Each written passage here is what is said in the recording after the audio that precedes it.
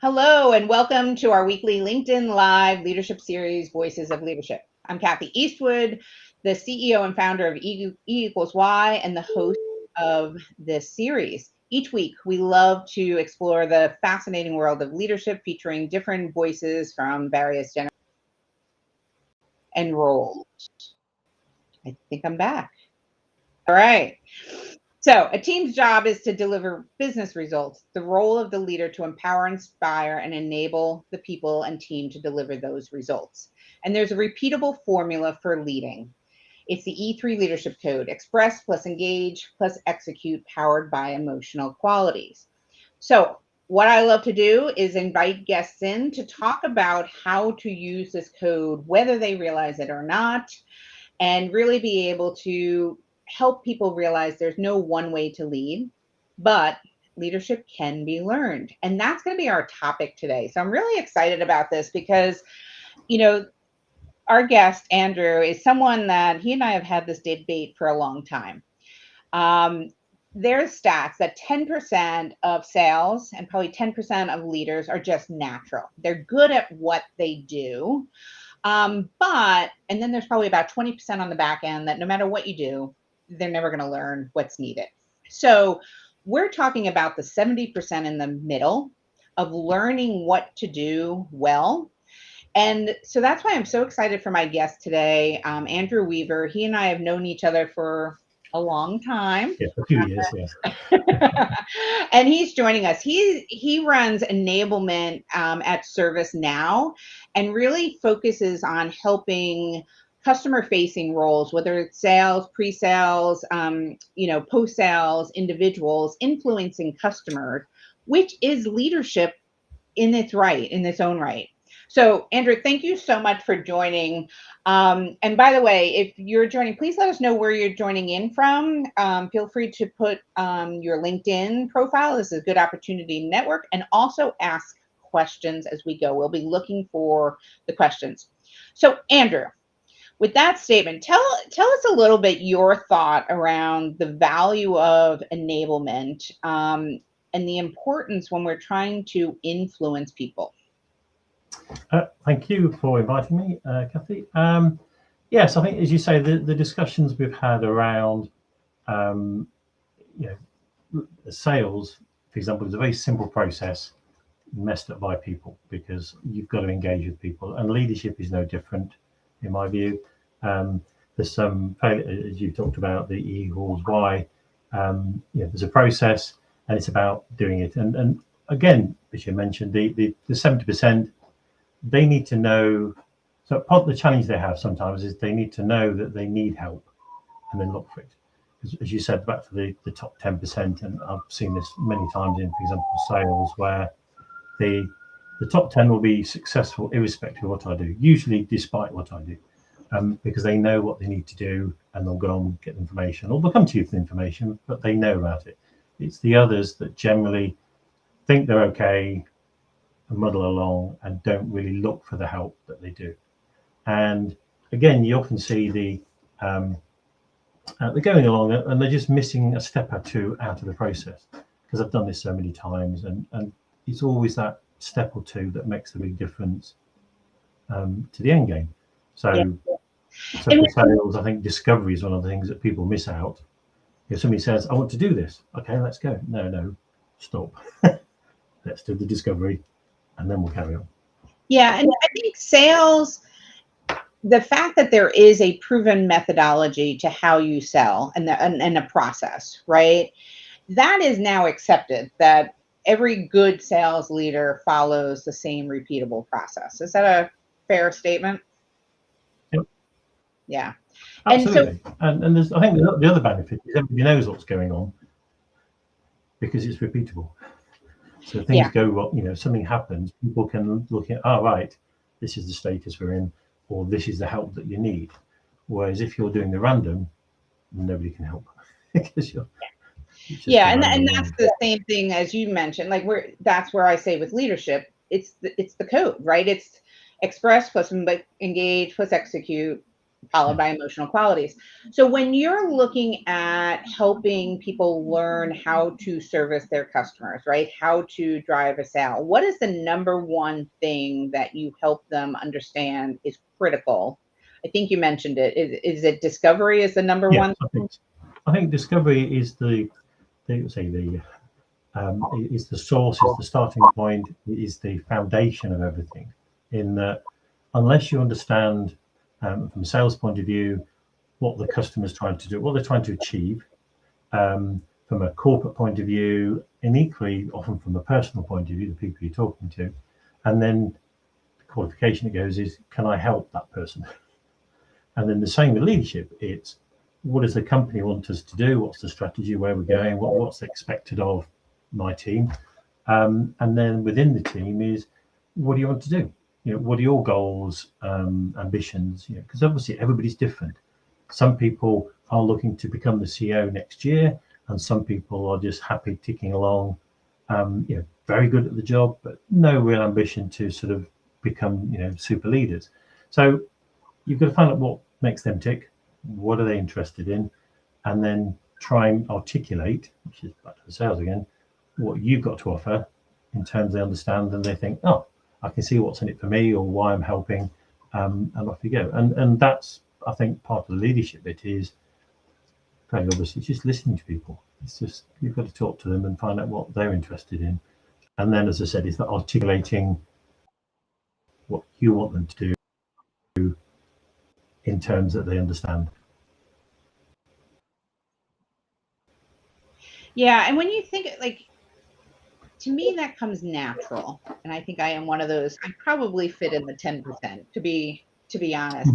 But this is something that needs to be taught often, right? The important, I use discovery as like being curious, right? And being courageous to ask questions, right? And I assume that's a lot of when you think about enablement is teaching people how to be curious, how to find out what's really going on. Absolutely. And one of the things, I was thinking, somebody was talking about this the other day, about things like improv. Now, improv is a good skill that often people send salespeople on because it forces them to listen to the other person and then respond to what the other person's done. And it's the same thing from with customers is, I'm not trying to sell you something. I'm trying to find out if you have a problem that I can solve. And leadership is, you're going to try and find out what makes that person tick, and therefore how you're going to motivate them, drive them forward, but sort of encourage them. And worst case, qualify out. If it turns out that actually this is not the role for you, what we're looking for is ABC, and you'll either say XYZ or you say XYZ, then maybe this isn't the right role. Maybe we need to find something that is more suitable for your skills, rather than just keep forcing people to do that. And it's one of the things I think sales has to learn is super discovery and then being realistic. I can't help this customer. I need to move on. Or find areas that I can help them in, and then that's back to the discovery. Bringing the market insights. This is how we can help. And again, leadership will have. Do you realise we're about to move into XYZ? Is that something that excites you? If so, let's get you moving into that area. I know it may not be my team, but it's going to be ideal for you. Yeah. I also think that discovery leads to the ability to express success, right? So when you can find out what's their problem, what's the solution, then you can express that end vision of what success will look like, right? Yes. And that becomes the inspiration to help people move forward, right? Of how to think about, okay, if we're going to solve this problem, what do we need? How do we get buy-in? Because how much of after the discovery, how much do you focus on the buy-in then of getting the customers on board with what your solution is in the sales side of the thing? And that's part of, I touched on this, is the articulation of it in their language. And that's part of the challenge is sales often go, yep, I can solve your problem. And they come out with this blurb, which is straight off their data sheets or whatever it happens to be. And the customer's going, Yes, but how does that help me? And you've got to do that back to, you said you had a problem with this, we can solve it. You know, the details at this point are, say, relevant, but they're not germane to the conversation. It's just, can I solve your problem? If there is, and your problem is big enough, let's continue on and look at whether it's worth solving those problems. So that's from a sales point of view. But and again, from a leadership, it's the same thing. Is what you're trying to do can actually help you. You know, if you want to become CEO tomorrow or next year, then you therefore need to go through certain steps, or you know, you need to be put in positions where you're being tested and on that program. So let's look at how we can do that. And then back to that end goal that you talked about. If you've articulated it right, you can always go back, and the reason we're doing what appears to be a funny steps that way is because that gets us on the path to go this way, because we can't do that path unless we've done that bit first. So that's the other part of, as you say, getting the buy-in about that end goal. What is it? Where is it? In the language right. Now I can play back, we're doing this because of that. And that's back to the discovery, is that what's going to make them tick off, yep, I can see why I want to carry on doing that. Yeah. So when you're teaching some of these skills, what are, you know, some of the exercise, like what are the lessons learned that help them be better at discovery, being able to better articulate what the message is and what they're trying to do to inspire the customers? I suppose you've almost got to show them how badly it goes wrong if you don't do it, so that they then go back and it's back to what's in it for me. What's the point? And it's almost that from sales, you go that sale process, and typically the worst bit is negotiation. And you get to that point and realize I haven't a clue about why they're buying, what the pain size is, and all the rest of it, and therefore my only option is discount. And that's back to, unless you've worked out the discovery, you can always do that. But you said to me, this is a problem, and you said that the cost of this problem is X, and absolutely, you don't have to fix it. You know, I can walk away, and you've still got, is that problem big enough for you to want to do something about it? And in which case, off you go. And the same with leadership, I think, is they almost need to realize the consequences of not getting it right.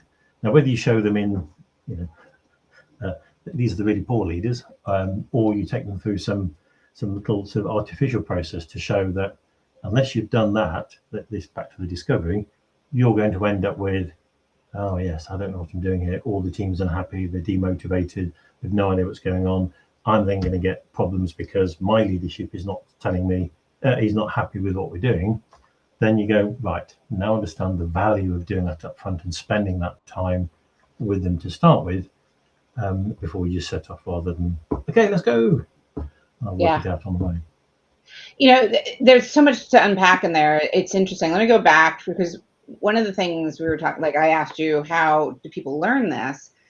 Really what stood out for me, and I'm a firm believer in this, you have to practice, right? It's not until you go through this and run through the exercises in a test scenario, right? So like, what happens if you do the, let's talk through an engagement. Let's talk through that conversation. What does it look like? That's how you learn, right? And ideally, you don't want to learn on the job. You want to learn beforehand, right? Yes, and obviously you'll never be perfect. But as you say, there's some common mistakes that people make, and absolutely say go through those sort of live activities to go, and at the end you sort of realize, oh, I forgot to ask about X, I forgot about that, or you know, I just brushed over that because I didn't think it was important, but it was, it turned out. And that's part of what I found in discovery is, if people mention something, even in brief passing, it's been top of the head. So why did they mention it? Find out. And that's the way you find out those, oh, I didn't realize, you know, it's the life changes where, you know, an elderly patient now elderly parent, now needs to be looked after. and all of a sudden the person doesn't seem to be working as well or leaving early. Well, what? Well, I've got to look after my elderly parent, and can I shift my day or whatever, and it's those sort of things that life changes happen. You've got to continually discover. You can't just sort of, I did it when they first joined the team or led the team, and then I've forgotten it all, or I've never asked them again, because as we all know, life happens. So you've got to continually do that discovery, and that's absolutely true in sales. Because we know the rate of change in business these days. What was correct 3 months ago is quite possibly not anymore. Yeah. So you need to continually validate that we're going in this direction, you're happy with that, and why, and so on. Yeah, that curiosity is coming in. And then the other thing you had touched on, where I talk about it from the point of view of knowing what people's fear, ego, uncertainty, and doubt is, so the feud, but then also looking for the cues of the with them, what's in it for me, right? Like, and that's, no matter what we're doing, when we're talking to people, I always suggest we should understand that. So what's their fear they're bringing into this conversation? What's their problem? That's the kind of discovery. Like I always, if you ask me what you need to do in sales, 100% I would tell you discovery is number one. But it's interesting how when I'm trying to apply it now in life, and I'm like, oh my God, this is what I'm doing. Like, this is what you need to be doing every day, of being curious, to ask people what's going on, what's working, how can I help you? If we all approached every day like that, we would find all of the clues we need to be better leaders. And I think that natural curiosity is probably what dictates whether you're the top 10%, because you'll automatically be going, I need to know more. Well, I'm interested. And that's the fact about sales and leadership and all the other bits is discovery needs to be, I truly, as you say, curiosity is the superpower, you have to get across the fact that I truly am interested in what you're doing and what the pains are, and therefore I will be honest as well as I can solve them or not. Yeah. And if I can't, then either I'll recommend another way of doing it. If I've got a portfolio, then I'll look at what other problems I solve. As a leadership, as we said, it's maybe this is not the right role for you, and let's look at what is a more appropriate role for you. There's many people who have had, as they call, super leaders, as far as they were concerned, and it wasn't because they led them in the direction. They realised that they weren't in the right place and let them go, almost, or said, let's move into this. This is not your forte at the moment. And sometimes it's at the moment, but this is not where your core skills lie today. Yeah. And if you think about, I think sometimes it's easier to think from a customer point of view because we're all customers, right? So customers want to be heard and seen and valued, right? They're going to pick the company, the sales team, the customer, service team that listens, right? And that's we say, oh, here's the engagement scores, right? The customers, how engaged, how satisfied. We focus on that. I think as leaders, we have to have that mentality that the people we're leading are our customers, and we need to service them and let them know we care and build the relationships that are so critical to driving success. Yeah, as you say, leaders are not or should not be remote people by any means. It's not the I'm off in this direction, everybody follow me.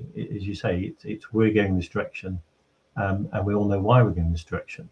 And the good manager stroke leader has explained to everybody what we're doing, and actually aren't necessarily there for the actual execution, because people know what they're doing and it's clear and they know the parameters of what they're supposed to work around. So that requires conversations, doesn't it? It's not a short one-line email. Right, today I want you to get this done. Yeah. I'm going to throw a question out at you, and it's kind of in left field, but do you believe in the saying that the customers are always right? Do you coach people to think about it from that point of view and to service the customer? So it's a sort of a yes and a no. The challenge is that, in my experience, most customers would have solved the problem themselves if they could. Okay. And so the not worst customers, but often you'll get customers coming to you going, I've decided that this is my problem, and I think this is the solution to it, and therefore can you provide that solution? And that's where, yes, they're right, they've got a problem, but the solution isn't always the right thing. I use a silly example often around somebody comes asking for a purple hammer, and you think, why? And you do the discovery, it's because they've decided that the purple hammer is the best way to do it. But clearly there are many other ways of, and that's where the insights, I think, you also need to come in. Oh, have you thought about doing it this way or this way? So yes, they're probably right, they have a problem. Is the solution right? That is not always the case. And again, CIOs generally, if they can solve it themselves, they would do. Why would they go outside to look for help if they can do it themselves? They might want to go out and validate that what they're looking to do is the right direction. So those typically come into you, and they don't know how to solve it, which is why they're looking for it. So that's why they're not all, in my view, not always right on the solution. Yeah, no, I get it. Now, where my head was at, so I was trying to see if there was a correlation here, right? Because that statement, customers are always right, we have a tendency to guide our employees to think, the customers, we need to service our customers, right? They are the most critical people in this chain, right? We want to not just, we want to sell the right solution, but we want them to stay, we want to service them, we want to take care of them. And if they're having a problem, we want to be there for them. I think sometimes we forget that premise when it comes to leadership, because I think we think, oh, well, they're not, like, people should just do it the way I do it, right? So, if this is what I think, then we should just go. I think we need to have that service mentality of the customer. Our people are the customer, and they are often right? And we need to figure out how to treat them well, take care of them, and take their feedback, right? Because they have a lot of good information that can guide us on what we need to do. Yes, absolutely. And that's what I was saying about they're often right about the perception or their belief there's a problem, and that's you can't argue with that, because that's that. When I say perception, as in that's their viewpoint. That's they're coming to you because I can't do X, Y, Z, or they're not happy in their job because of X, Y, Z. They're not. When they have problems, they truly have the problem. The question is, is it a massive problem? Is it just a misunderstanding? Is it really, etc.? That's where the discovery comes in. Is why do you feel this? What's your challenge? What is it stopping you doing, etc., etc. Where you work out, right, okay, so maybe you thought this is stopping you doing that. Absolutely not. This is an expected progress for somebody like yourself. That you're going to do these problems. You need to help. What I want you to do is actually ask for help next time, not just try and do it all on your own. So you thought it was a problem. We don't think it is. We, as I say, an individual contributor, one or two, you're not necessarily expecting them to have that sort of massive enterprise view of things. And hence, when they can't do something, well, that's fine. What I want you now to do is go and ask people. Realize that you need help, and then go and ask for it. Because that's the next bit of your learning is we can't all do everything. We are absolutely, nobody is the font of all knowledge. You need to try. I want you to try, but if you can't, go and ask for help. Yeah, and that is a skill to learn. It's not something that we can assume everyone knows that it's okay to ask for help. No, or to fail. People have this big fear of I can't possibly get this wrong, and that's back to maybe it's a two-way discovery. Is how important is this task that I'm doing? And or the person explains in the first place that we need this by such and such a date, it needs to be like this, and then that should be, well, what happens if I don't? I mean, maybe that's just a question people should always ask is, what happens if I can't? There's some things you think, oh, absolutely, I can do that, and others you're thinking, this is new. What's the consequence of not being able to do this? And hopefully then people learn, right, okay, there's a severe consequence, not severe as in the company, it's important, I therefore need to get help involved. And that's something where I am, we try and teach everybody is don't try and do it all on yourself. You know, there's lots of other people around to help who are specifically there to help you. They're not there just to be annoying or get in your way. They're there to help you when you need it. But don't keep asking them every single time. Yeah. But how do you help them understand and learn that? Because, I've found a lot of people struggle with asking for help because either someone has failed them in the past, right? Or they've been criticized, right? And people bring a lot of baggage to the workplace. So one of the things I'm talking about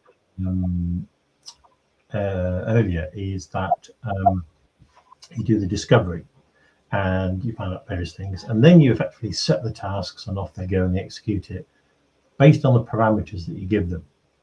And that's the key bit, I think, is you need to remember on the parameters, and some of that's driven clearly by law and company culture.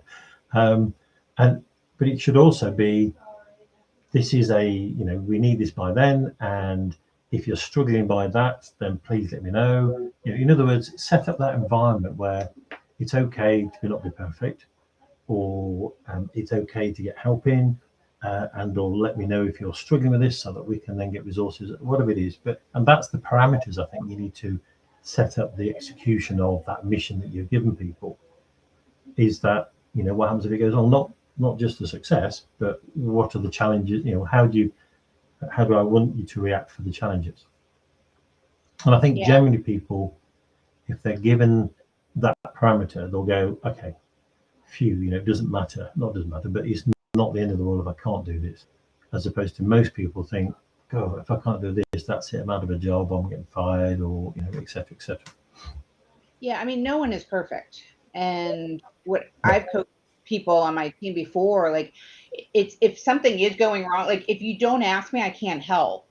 And I'd rather you come up front and tell me something's going on, you need help, rather than after the fact, because that's when I'm gonna be pissed, right? Like if you could have asked for help and now it's gone sideways, it's like we could have solved this a lot earlier. So yes, as you say, the consequences isn't just you and that person in the team, it's potentially external people, your own customers that you've annoyed because you failed or somebody didn't ask for help soon enough. Yeah. And so the idea is that we have to care and we have to show up and figure it out. And so there's a lot of things here. If I look at this, because I know we're getting close to the bottom of the hour already, these skills are teachable and learnable. And we can't assume we just have all of the skills. I think that's a big takeaway for us. You and I have talked about it. It's why we're in business, right? These are skills you have to learn, but more importantly, to practice. And as you say, you have to learn and or be aware to use. Yeah. Which is back to, right, I'm struggling with this, or I'm not so good at this, I need to help. And back to that process of every now and then do a refresher of, am I still following the process I put myself to be that leader? And if you aren't, because we all do this for everything. You was playing golf, as an example, where you learn how to do it perfectly, and of course over time you just get the lazy habit, and then why is it not working anymore? You used to have to do it, and it's because you've missed a step or two out, or you're not having the right detail when it mattered. And that's, I think, the thing to remember. It's not just I start to become a leader, therefore I can do other things. You've got to constantly be working at it, practicing and refreshing, reminding yourself. I think we talked before about professional golfers still hit 1,000 balls a day. Yeah. And they will continue to do so, despite them, the vast majority of them being slightly better than me. But the point is that even though they're at the top of their game, they're still practicing. They still know what they can and they can't do, and they still keep tweaking and so on. And that's the point about top elite level. You've got to carry on practicing. Yeah. Every athlete practices hours a day to be at their top. And there's a song, it's called The Champion by Carrie Underwood. And I love listening to it because I'm an athlete, or I was, probably better to say I was an athlete. But and at first I listened to it, I'm like, oh, it's about an athlete and succeeding. And the more I've listened to it, I'm like, no, this is about a leader, right? Being a leader and showing up every day and caring and putting in the hard work and being motivated yourself to do better for others. Yep. And if everyone just, now I'm going to have to put that song out there, but it's just, this is our job, but we have to practice it. And it doesn't, 10% sure are naturals at it, but that 70%, we need to learn it and we need to practice it over and over again. Yep. And I often say, like, we drift. So in the book, I talk about how leadership is not complex, but it's hard. And you got to keep coming back to the basics and doing them over and over and over again. And you'll drift at some point, but it's whether you come back and focus on the right things. So, Andrew, thank you so much. But I want to give you a chance. If you could give advice, I think I know what you're going to say, but for someone that is really trying to elevate their game, whether they're interacting with customers, whether they're leading a team, what's the one thing that we can all do better that you would suggest that they look at? One thing. You can give two. I suppose, well, the first one is probably to have that appraisal or review with somebody else, with their viewpoint about what you're doing correctly or wrongly. The challenge is, I think we all live in our own heads and we're perfect in our heads, but other people see things. And then the follow-on from that then is execute the corrections against that. And it's get that external view or review of what you're doing, and where people can spot, oh, you might have thought that was doing it that way, it's coming across as this way. Ah, okay. And then, right, I now know what I need to do. It's that requesting feedback from people, ultimately, to diminish those blind spots you have about the way you do things. I love that. And I have this image of it, like I went for golf lessons and he's telling me how I was not, my arm wasn't coming around or my hip wasn't coming. I'm like, yes, it was. Yes, it is. And then he showed me the video and I'm like, no, it's not. You need a mirror, often to have someone, I had the intention. And he's like, it's not happening. So I agree with you. I think we all need mirrors to help us and understand our intention could be good, but our impact may not be what we intended. So I love it. Well, Andrew, thank you so much for joining me. I appreciate it. It's as a reminder. The pleasure as usual, as ever. Thank you, thank you, thank you. So may you all be curious who's joined us and start asking, what can you do better? How can you do better? But more importantly, asking people how they want to show up, what they need, what their challenges are, and how you can serve them. So thanks all. Have a great weekend, and we'll talk soon. Thanks. Bye.